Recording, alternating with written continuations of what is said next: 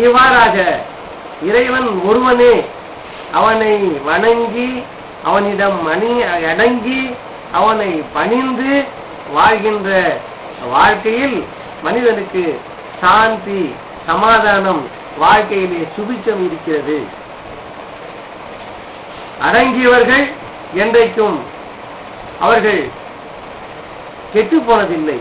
கெட்டு போனவர்கள் யாரும் விட்டு கொடுத்ததில்லை, விட்டு கொடுப்பவர்கள் யாரும் கெட்டு போவதில்லை. எனவே தன்னுடைய நப்ஸ் எனக்கூடிய அகங்காரத்தை, தன்னுடைய நப்ஸ் எனக்கூடிய சுய இச்சையை, தன்னுடைய நப்ஸ் எனக்கூடிய சுயநலத்தை விட்டு கொடுத்துவிட்டு இறைவனிடத்தில் பணிவது என்பது, அந்த பணிவு என்ற பழக்கம் இறைவனிடத்தில் பணிந்தால் நம் கூட இருக்கின்ற சமுதாயத்தின் இடத்திலே அந்த பணிதல் என்பது உருவாகும்.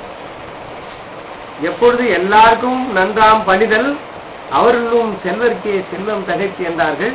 அந்த பணிதல் தஸ்லீம் எனக்கூடிய, தஸ்லீம் என்பதிலிருந்தான் இஸ்லாம் எனக்கூடிய வார்த்தை, இறைவனுக்கு கீழ்ப்பணிதல் அல்லது சலாம் எனக்கூடிய சலாமத்தை கொண்டு வருதல் அல்லது ரஹமத்தை கொண்டு வருவது என்பது இந்த இஸ்லாத்துடைய ஒரு அடிப்படை விளக்கமாக இருந்து கொண்டிருக்கிறது. இதிலே இந்த இந்தல்லாயில் இஸ்லாம், இறைவனிடத்திலே மிகவும் வீழ்த்தமான அந்த இஸ்லாம் எதற்காக என்று சொன்னால் சமத்துவத்தை போதிக்கிறது. இஸ்லாம் மனிதர்களிடத்திலே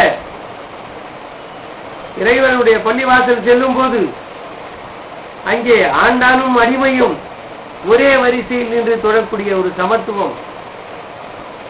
நோன்பு நாட்களிலே பணக்காரனும் எளியவனும் வறியவனும் பணக்காரனும் ஒரே ஈக்குவலாக சரிசமமாக உண்ணா நோன்பு இருக்கின்ற ஒரு பட்டினி இருக்கின்ற ஒரு சமநிலை.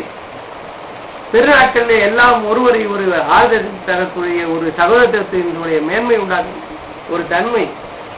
இதை போல எல்லா நன்மைகளையும் அடங்கியிருக்கின்ற காரணத்தினால்தான் இந்த ஏக இறைவனை ஏற்றுக்கொண்ட இஸ்லாம் இறைவனுக்கு மிகவும் பிடித்தமாக இருந்து கொண்டிருக்கிறது.